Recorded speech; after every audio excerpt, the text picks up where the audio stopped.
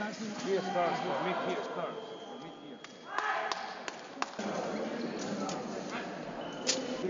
Según la bella,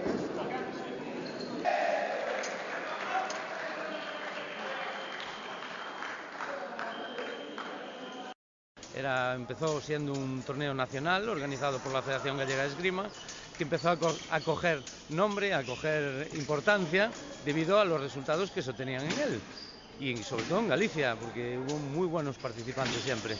Y ya desde hace 18 ediciones es Copa del Mundo, es un torneo de máximo nivel.